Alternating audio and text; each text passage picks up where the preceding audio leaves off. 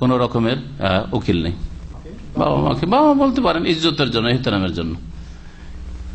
যেখানে বলা নিষেধ আছে বা নিজের বাপ ছাড়া অন্যের সাথে সম্পৃক্ত হওয়া হারামের হাদিস রয়েছে, যারা এরকম করবে তাদের জন্য জান্নাত হারাম হাদিস রয়েছে, এগুলির অর্থই বুঝে না যারা এইসব ভুল ফতোয়া দেয় যে কাউকে বাপ বলা যাবে না।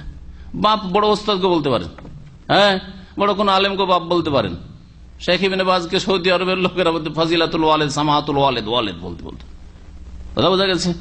সুতরাং আপনি শ্বশুরকে বাপ বলতে পারেন, শাশুড়িকে মা বলতে পারেন, হ্যাঁ, নিজের মেয়েকে তো মা বলে দিচ্ছেন। আর যদি শ্বশুর শাশুড়িকে মা বলে তো অসুবিধাটা কি?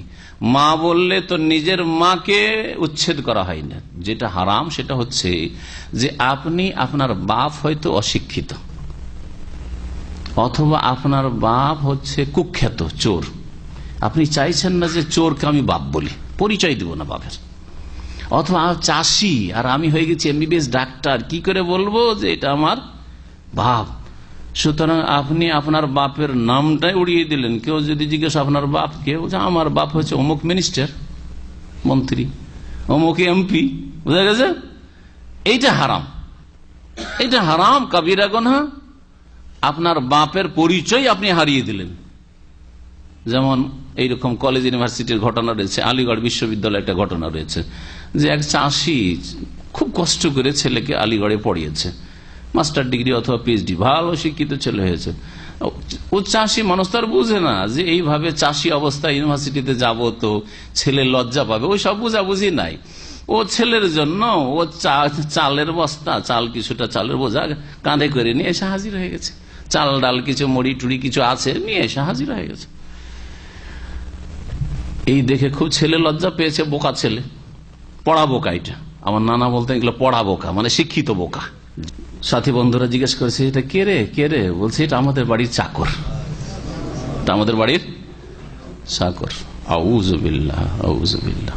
এদের আল্লাহ লানত রয়েছে, এদের জন্য জান্নাত হারাম রয়েছে। যারা নিজের বাপের কি করলো, সাথে সম্পৃক্ততা অস্বীকার করলো, হ্যাঁ, বাপের সম্পৃক্ততাকে, বাপের সাথে নিসবতটাকে শেষ করে দিল, বাপের পরিচয় পর্যন্ত দিল না।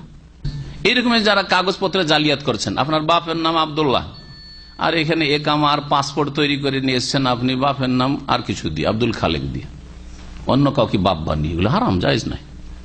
কেন? এটা পার্মানেন্ট ডকুমেন্ট, আপনার পাসপোর্ট, একামা, এগুলি জায়েজ নাই।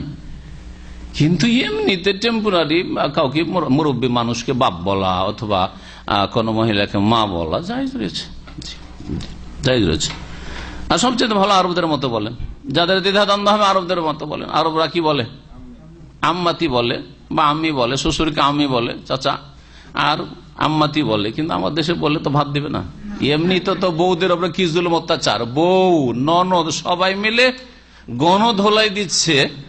আউযুবিল্লাহ, আউযুবিল্লাহ, এত জালেম এসব পরিবারের শাশুড়ি শ্বশুর বা ননদ গুলো। তো ওই পরিবারে গিয়ে যদি খালামা কেমন আছেন, কাকি আছেন, তো মার খেয়ে জীবনটাই শেষ হবে। জি জি, আল্লাহ পাক হেফাজত করেন। জি।